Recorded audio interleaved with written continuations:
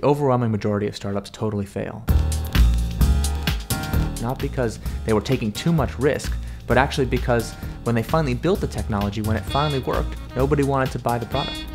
A few years ago, I started writing this blog called Startup Lessons Learned, trying to answer this question of what is the difference between the successful startups and the unsuccessful startups. The Lean Startup is an entrepreneurship methodology that takes ideas from agile development, customer development, lean manufacturing, but applies them to the process of innovation.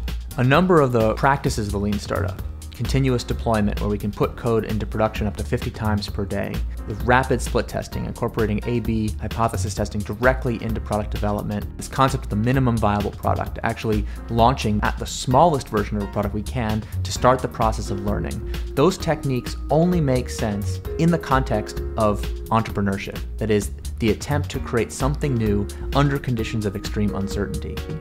Progress is learning about what customers will want, what we call validated learning about customers.